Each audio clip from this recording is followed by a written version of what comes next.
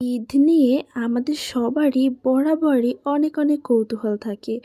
আমরা সবাই জানতে চাই কার ঈদ কেমন কাটলো।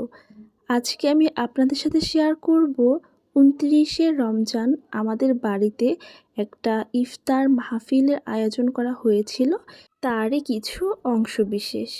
স্ক্রিনে আপনারা যে গরুটি দেখতে পাচ্ছেন, এই গরুটি দিয়েই মূলত আমাদের সবার ঈদ এবং এই যে মাহফিল এটার আয়োজন করা হবে। ঘটনা যেটা হয়েছে, আজকে ঈদের দিনে আমি কেন এরকম একটা ইফতার মাহফিলের ভিডিও শেয়ার করতেছি আপনাদের সাথে সেটা একটু বলি। আসলে আমি বরাবরের মতোই সব কিছুতেই একটু অলস প্রকৃতির মানুষ। এই ভিডিওটা কিন্তু ২৯শে রমজানের ছিল, যেটা আজকে ঈদের দিন আমাকে আপনাদের সাথে শেয়ার করতে হচ্ছে। কারণ এতদিনে আমার আসলে ভিডিওটা এডিট করে শেয়ার করা হয়ে ওঠেনি। প্রতি বছরের ন্যায় আমাদের বাড়িতে ২-৩টা রমজানেই দেখা যায় এরকম বড় করে ইফতার মাহফিল হয়ে থাকে। কিন্তু আমাদের বাড়িতে না ওই সিস্টেমটা নাই, আসলে আমরা কেউ ভিডিও করি না।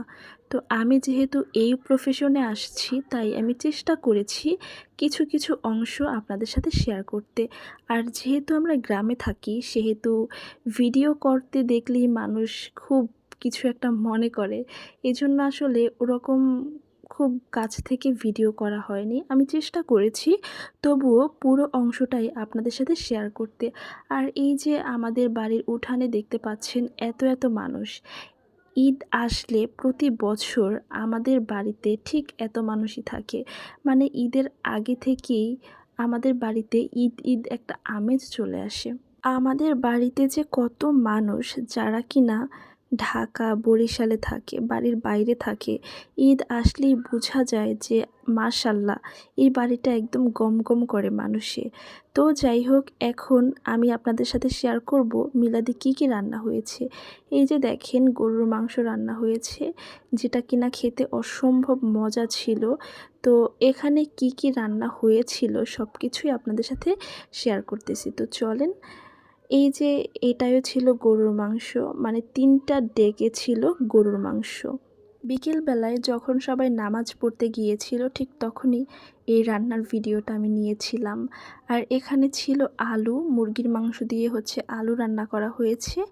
আর এই পাশটাতে খুব সম্ভবত ফিরনি ছিল, না সরি এটাও আলু, অন্য আর একটা বাকি আছে সেটাই হয়তো ফিরনি। হ্যাঁ, এটাই ফিরনি।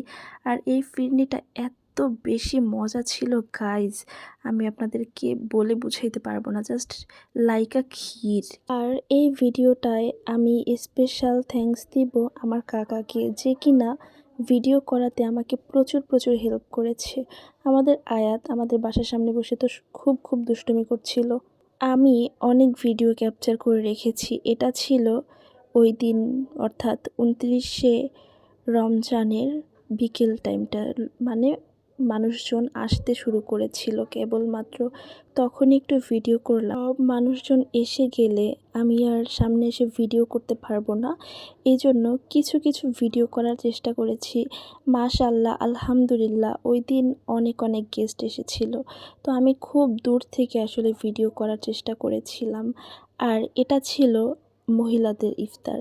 ইফতারিতে খুব কম কিছু খাওয়ানো হয়েছিল, যাতে করে সবাই খুব তৃপ্তি সহকারে ভাত খেতে পারে। এই যে দেখেন, আমি ইফতারিতে বসে আবার বাইরের ছেলেদেরকে একটু ভিডিও করছিলাম, মানে দরজার সাথেই বসেছিলাম। তো দেখেন কত মানুষ, আলহামদুলিল্লাহ খুব ভালো লাগছিল। এরপরে ইফতারির পরে যখন তাদেরকে ভাত খাওয়ানো হয়েছিল, তখনও জাস্ট একটু ভিডিও করলাম। দেখেন কত মানুষ, সবাই খুব তৃপ্তি সহকারেই খেয়েছিল ওই দিন। প্রচুর প্রচুর মানুষ থাকায় আমি খুব দূর থেকে ভিডিও করার চেষ্টা করেছি। এরপরে পুরুষের খাওয়া হয়ে গেলে আমরা মহিলারা সবাই একসাথে বসে খেয়ে নিয়েছি আলহামদুলিল্লাহ। ইনশাল্লাহ সামনের দিনগুলোতে নতুন নতুন ঈদের ভিডিও নিয়ে চলে আসব। আজকে এই পর্যন্তই। আল্লাহ হাফেজ।